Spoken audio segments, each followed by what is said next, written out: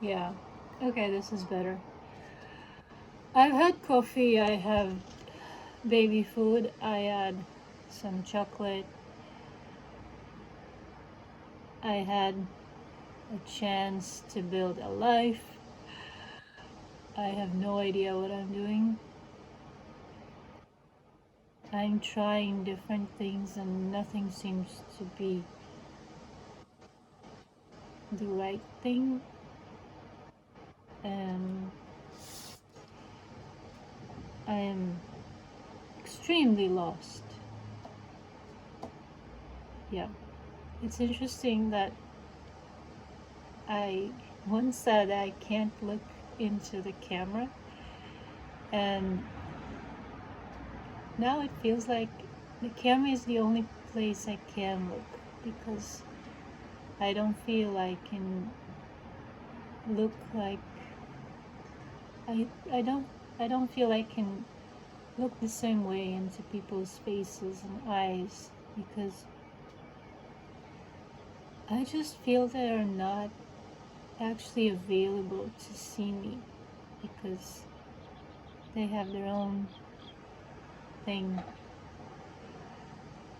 I listened to some guy speaking about the millennials, people who are born a bit after me, but I guess me also, but maybe not. I don't know. But he was saying that the millennials, they don't connect, they don't have deep connections, deep meaningful relationships, and he says it's because they're not um, used to it because they had television and stuff, and they are used to getting their needs met by drug-like materials like television, computers, games. And I've had friends when I was growing up, and I had deep, meaningful connections, and it's bullshit. All the deep, meaningful connections that I had are actually just trauma bonds. And that's how I see all deep, meaningful connections. Like a mother's connection to her child is after giving birth, which is quite traumatizing. Connection to childhood friends, it's because of all the hardship in school. Connections with people you've been in the army with or like in college, they're all based on mutual hardship. And I've had these connections and they were all very deep and meaningful, and as soon as I got rid of them I felt so free because the deeper the connection, the less chance I have to grow as an individual because they are limiting. If I have a deep connection with somebody, then in a way my sense of self is bound to this person, and I am restricted by the way that our connection is.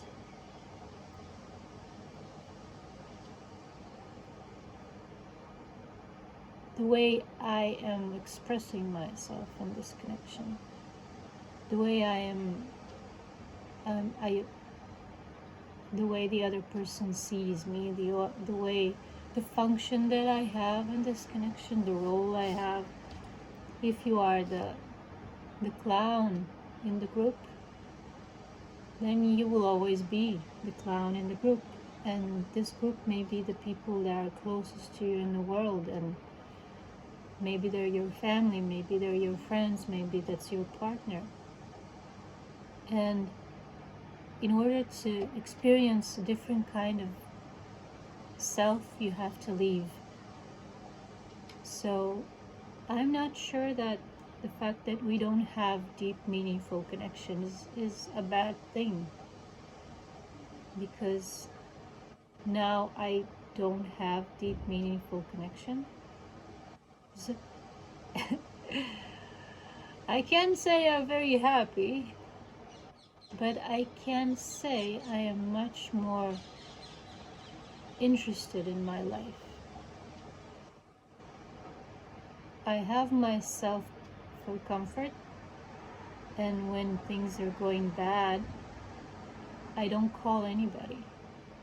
I just do something with myself that will help.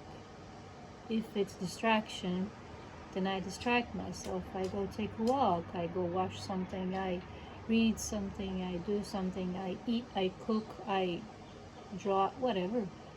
And if I need to fix the problem, and I think that now is the time to analyze and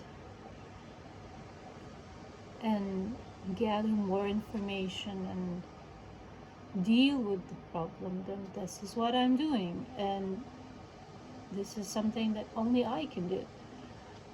I can have inspiration from other people about different ways that they would deal with it, but it's usually not because I'm asking them. It's usually just because I'm observing other people and trying to recognize my problem in these different situations and these different people.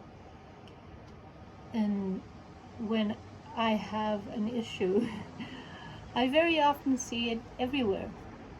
People on the streets, kids, the person that's selling me something. Like yesterday I was crossing the street, and I hear a man shouting like, "Oh, you bastard, look where you're going."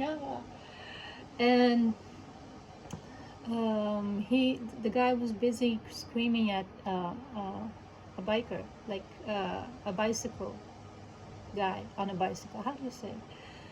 And I guess the bicycle guy, like he went a bit too close, and the guy kind of freaked out, and he was screaming at him. And while he was screaming at him, he wasn't really looking where he's going, and he was crossing the street, and a motorcycle went by him like. Shoo.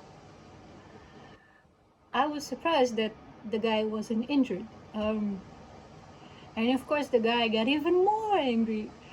And that was amazing. And I was just standing there, almost laughing, trying not to smile too obviously, but it was like magic. It was exactly what I needed to see. What happens when you focus on a problem too much? What happens when you focus on your anger and not the solution? And that is exactly what I was dealing with that day.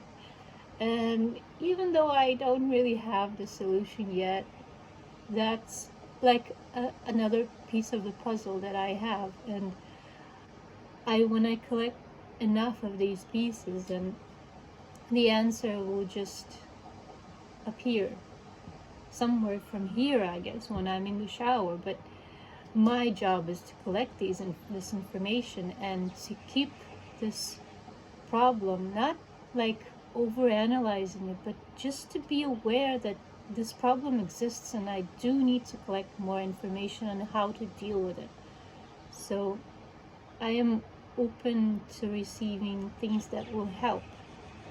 And again, this is only something I can do. And if I try to speak to other people and explain to them my problem, they will usually give advice that is irrelevant and very emotionally based, and they have all kinds of interests. Maybe they will want to fix me, maybe they will want to maybe they need me to like them more, maybe they're a bit tired and they're not really in the mood for me. And I'm, of course, when I'm explaining my problem, I'm translating it to their language, so a lot is lost in the translation, and I need to translate their reaction back and see what from all the things that they said is actually relevant, and usually not much.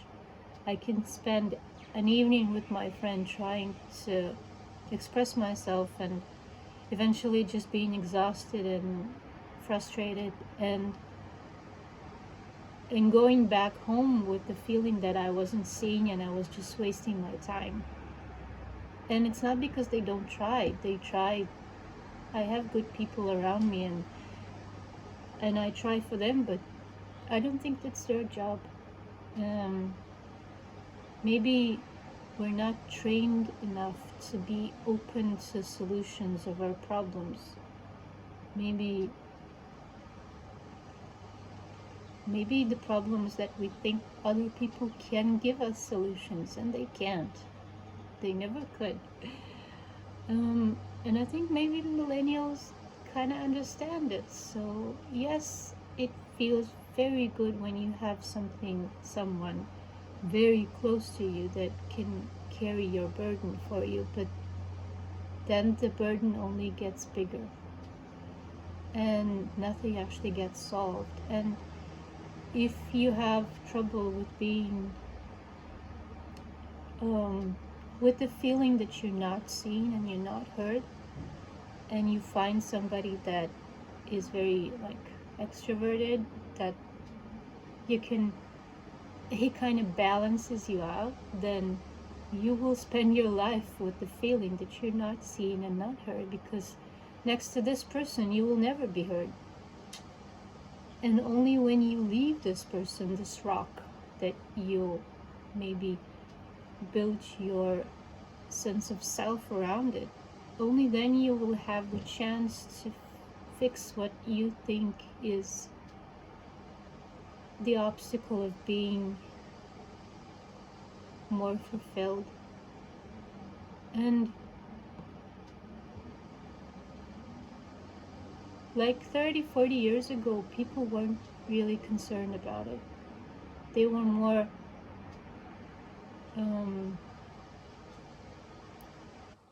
they would prefer to have a partner that is their missing piece. They were more about that.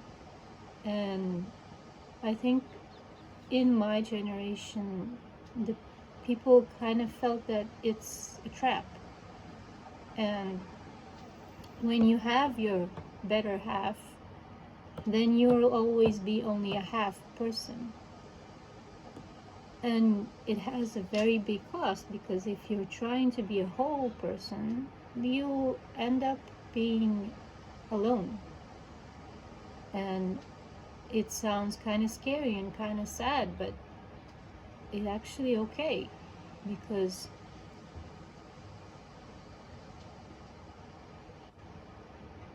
there's no other way. Because this is the game. The game is trying to be better, and each generation is trying to be even better than the last generation. We're not going back, and we're trying to fix what our parents felt was a problem. And I think when we're kids, then we pick up on our parents' problems, and then we carry this burden of fixing it in our lives. And I think that the burden that we inherited was the feeling that I am nothing and nobody without the other people that I depend on. And people were quite miserable in relationships, in families, in jobs, and in their careers, and their communities, because they didn't fit in, and they couldn't leave. And now we have a society that is more and more built out of independent people. I think, like, people prefer to live alone in small apartments. Like me, give me a tent and I'll be happy. But give me a family, 4 bedrooms and a dog. Oh no, my mom.